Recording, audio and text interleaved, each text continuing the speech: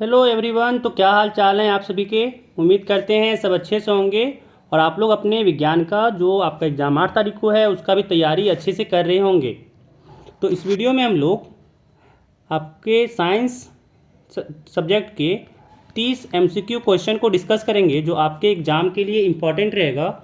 ये क्वेश्चन आपको आपके एग्ज़ाम में देखने को मिल सकता है। तो इसलिए क्वेश्चन आपके लिए इम्पॉर्टेंट है। शुरू से आखिर तक देखिएगा इस वीडियो को, ताकि आपका एग्ज़ाम में अगर क्वेश्चन यहाँ से आए तो छूटे नहीं। ठीक है, तो वीडियो को शुरू करते हैं। और शुरू करने से पहले बताना चाहते हैं कि अगर आप हमारे चैनल पर नए हैं तो चैनल को सब्सक्राइब कर लीजिएगा और बेल आइकन को भी प्रेस कर लीजिएगा। ठीक है, तो चलिए वीडियो को शुरू करते हैं।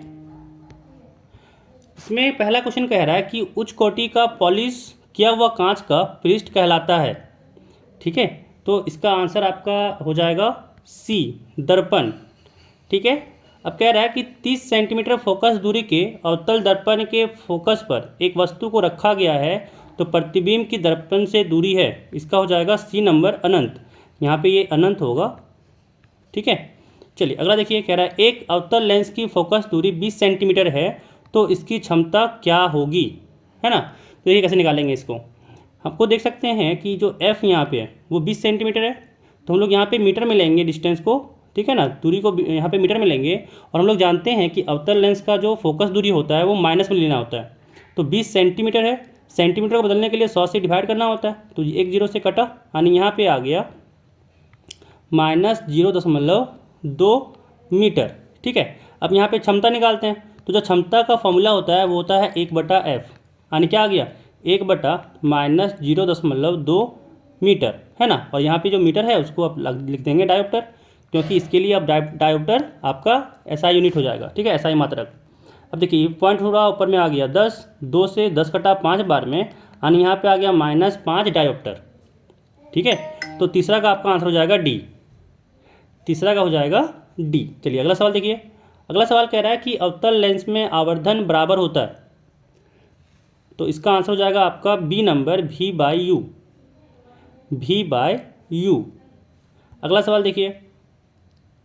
अगला सवाल कह रहा है नेत्र गोलक लंबा होने से कौन सा दृष्टि दोष उत्पन्न होता है। तो 5 का आंसर हो जाएगा 1 नंबर, निकट दृष्टि दोष। अगला सवाल देखिए। कह रहा है तीव्र प्रकाश में पुतली की आकृति हो जाती है, तो 6 का आपका हो जाएगा 1, छोटी।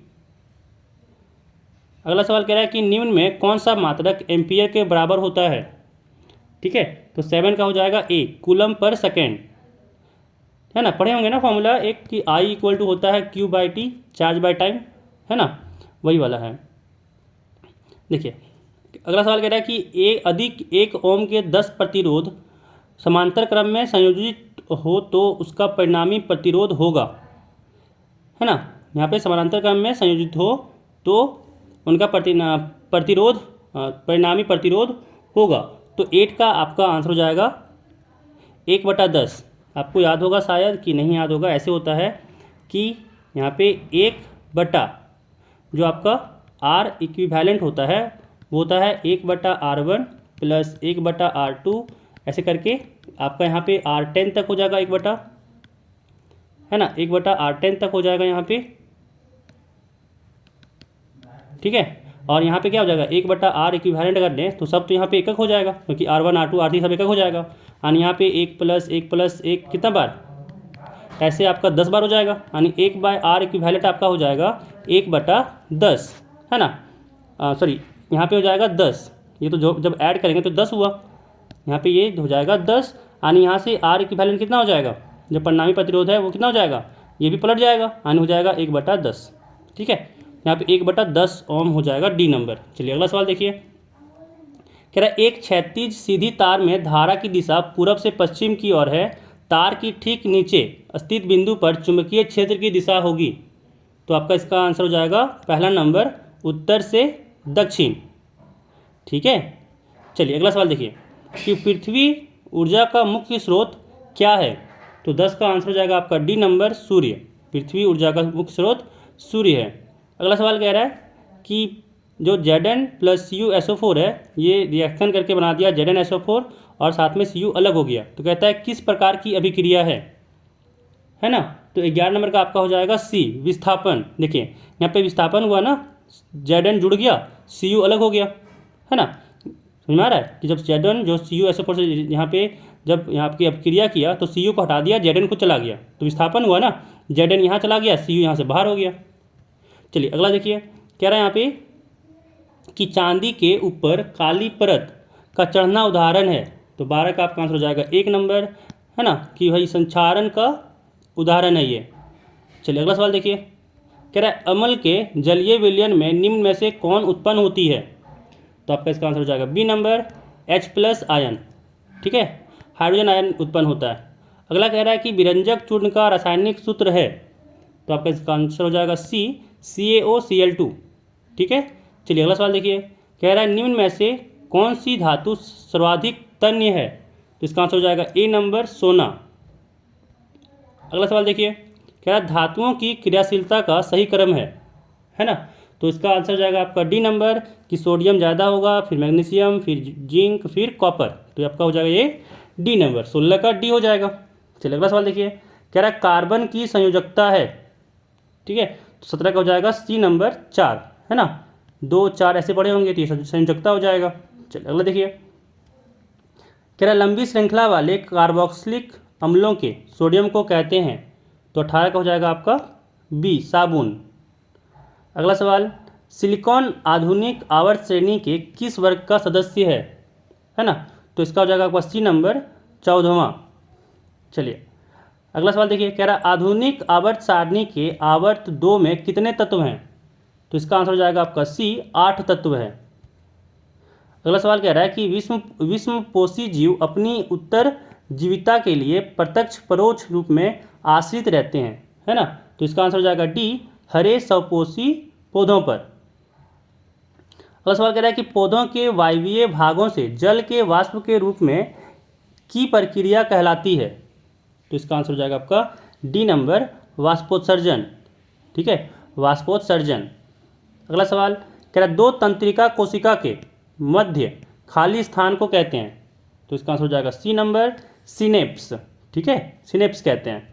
अगला सवाल कि मानव में बुद्धि एवं चतुराई का केंद्र है। तो इसका आंसर हो जाएगा ए, सेरिचम। सेरिचम जो होता है वो मानव में बुद्धि एवं चतुराई का केंद्र होता है। अगला सवाल देखिए, कह रहा है यहाँ पे कि अंडाणु निषेधित होता है।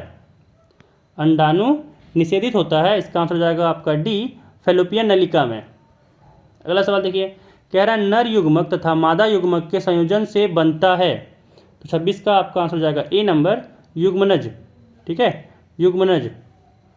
अगला कह रहा है कि अवशेषी अंग का उदाहरण है। तो इसका आंसर हो जाएगा आपका डी, है ना, इनमें से सभी। कर्ण पलव की पेशियाँ, पुच्छ केशिकाएँ, निषेचक पटल, ये सारे जो हैं वो अवशेषी अंग का उदाहरण है। चलिए अगला सवाल देखिए, कह रहा है किसी जीव के विशेषक पर किसका प्रभाव पड़ता है। तो आपका 28 का हो जाएगा सी, कि केवल पैतृक डीएनए का, केवल मातृक डीएनए का नहीं, दोनों का, पैतृक का भी और मातृक का भी, जो जीव के विशेषक पर इसका प्रभाव पड़ता है। ठीक है, चलिए अगला देखिए, कह रहा है कि यहाँ पे कि ओजोन परत का अवक्षय करता है। तो 29 का आपका हो जाएगा 1 नंबर, क्लोरोफ्लोरोकार्बन। ठीक है, क्लोरोफ्लोरोकार्बन। चलिए अगला सवाल देखिए, कह रहा है विश्व में सबसे तेजी के साथ घटता जा रहा प्राकृतिक कौन सा है। तो आपका इसका हो जाएगा बी, वन जो है वो बहुत जल्दी से कटता जा रहा है ना।